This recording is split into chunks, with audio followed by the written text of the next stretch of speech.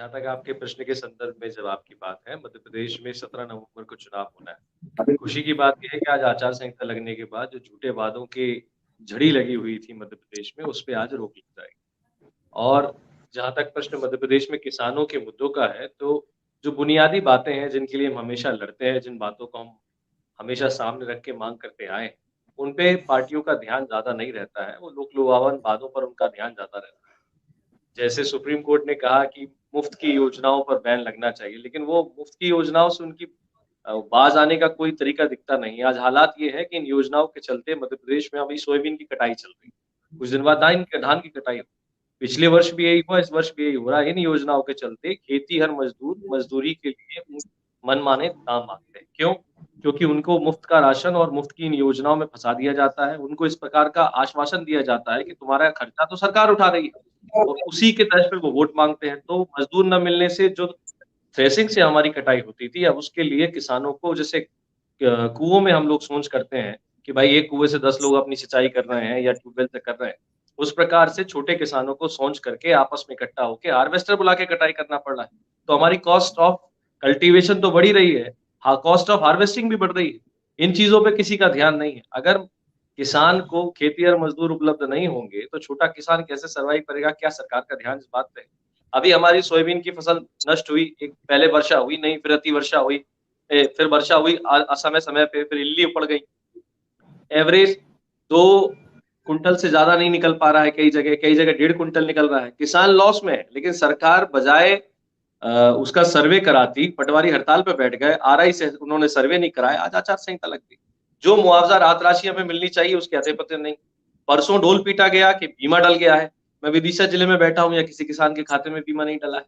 समस्या वही है मनोज भाई कि ये कहते कुछ और है और होता कुछ और। आज हमें ज़रूरत थी कि आरबीसी 64 की धारा में संशोधन के लिए मुख्य विपक्षी दल और सरकार में किसी ने इस बात पे मुँह पे दही जमा के बैठे हैं कि जब किसान ये माँग करता है कि आरबीसी 64 की धारा में आपको संशोधन करके जब तक आप खेत को इकाई नहीं मानेंगे, तब तक आपको किसानों को लाभ नहीं होगा। आप हल्का पटवारी को इकाई मानते हैं, क्रॉप कटिंग का सर्वे 2-4 खेत में जाके कर देते हैं। हमारे राहत राशि ऊँट के मुँह में जीरा के समान आती है। वैसा ही हाल फसल बीमा का है। कंपनियों की मौत चल रही है, किसानों के खाते में पैसा नहीं है।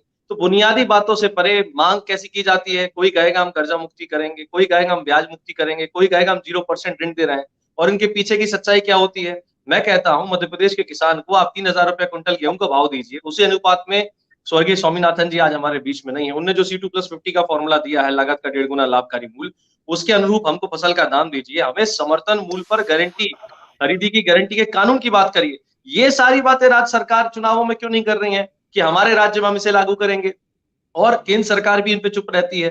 तो हम जो मांगते हैं वो हमें नहीं दिया जाएगा, लेकिन जिन बातों से हमारा कोई सारोकार नहीं, उनमें हमें इसलिए फंसाया जाएगा कि वाजिब हक तो मनोज भाई हमारा वो अपने पास धरे रहे। लेना हमारा लेनदारी बन रही है 1 लाख रुपया, 10,000 रुपए दे के हमको लाइन में लगा देंगे और ढोल पीटेंगे कि भैया हम किसान हितैषी हैं। तो ये तमाशे बंद होने चाहिए। और दुर्भाग्य हिंदुस्तान का ये है कि चुनावी घोषणा पत्र आज भी कानूनी दायरे में आते नहीं है। मनमर्जी जो गप्पे हाँक दो, पूरी हुई तो ठीक, नहीं तो कह देंगे जुमला था। ये हकीकत है चुनाव। लेकिन एमपी का जो हालिया उदाहरण है, इसमें सोयाबीन की फसल का नुकसान था और पटवारियों की हड़ताल थी, किसानों को मुआवजा नहीं मिला, आचार संहिता लग गई। तो क्या कहीं ना कहीं ये पूरा का पूरा एक बतौर सिंडिकेट काम कर रहे हैं? किसानों का नुकसान ये सामने ही है। ये दूसरी बात है जो मुझे बहुत अहम समझ में आती है कि आप मध्य प्रदेश से आते हैं जहां भाजपा की सरकार है, रामपाल जाट जी राजस्थान से आते हैं जहां कांग्रेस की सरकार है। सरकारें किसी भी राजनीतिक दल की हो, लेकिन किसान सिर्फ नीतियों से उलझा हुआ है, विचार से इतर सरकार की जो नीतियां हैं वो किसानों को परेशान कर रही हैं। कैसे देखते हैं इस बात को? देखिए मनोज जी, बात ये है कि जहाँ तक प्रश्न आपका पटवारी वाली बात की, तो सिंडिकेट तो है। हम तो कहते हैं फसल बीमा एक लूट योजना है, आज से नहीं, जब से आई तब से कह रहे हैं।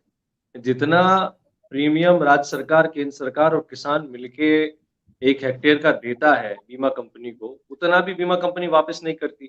जबकि टोटल लॉस और 50% लॉस हो या 40% लॉस हो, उसके मापदंड बने हुए हैं, कहाँ देते हैं?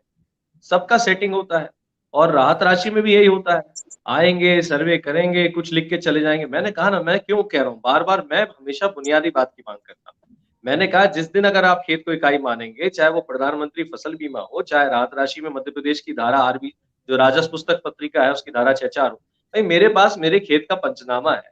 अगर उस पंचनामे में तुमने 40% लिख के पटवारी साइन कर गया तो उस 40% के उस क्लेम को मैं सुप्रीम कोर्ट तक चैलेंज कर सकता हूँ कि साहब मुझे पैसा नहीं मिला। अभी तो कुछ नहीं है, नीलबटे सन्नाटा, ना खाता ना बाक, वही जो वो कहे सही। जब बीमा आ जाता है, जब कुछ आ जाता है, हम जाते हैं तो वो कहते हैं साहब बीमा कंपनी ने नहीं दिया, वो कहते हैं पटवारी ने लिख के नहीं दिया, हमें चक्कर लगवाते रहते हैं। और दूसरी बात, बुनियादी दिक्कतें ये हैं, जैसा कि जाट साहब कह रहे थे, बहुत अच्छी बात उन्होंने कही।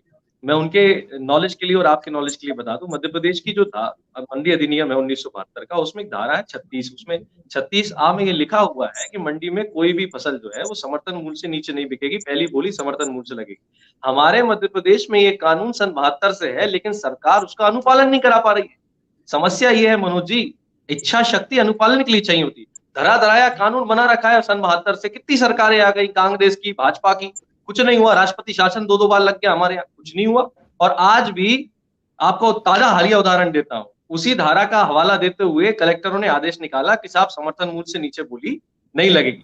व्यापारियों ने उसका तोड़ निकाल लिया, उनने कट्टा छपवा लिया, उसमें लिख दिया भाई मैं किसान हूं, फलाना गांव का हूं, मेरी आर्थिक स्थिति ठीक नहीं है, इसलिए समर्थन मूल्य से नीचे मैं अपनी मर्जी से बेच रहा हूं, और उनसे साइन करा के रख लिए।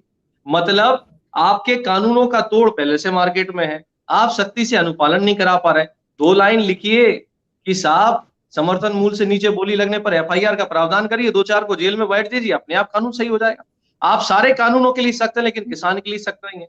किसान का हाल मंदिर के पेंडुलम की तरह कर रखा है। वो जहां बैठे हैं जाट साहब, वहां कांग्रेस की सरकार है, हम जहां बैठे हैं मध्य प्रदेश में भाजपा की सरकार है। भाजपा से कुछ कहोगे, वो कहोगे कांग्रेस ने क्या किया, कांग्रेस से पूछो तो वो कहेंगे भाजपा क्या कर रही है। इसीलिए मनोज जी, हम तो हर चुनाव में एक काम करते हैं। हमारा जो राष्ट्रीय किसान मजदूर महासंघ है, उसके राष्ट्रीय अध्यक्ष कुमार कक्का जी ने बड़ा अच्छी बात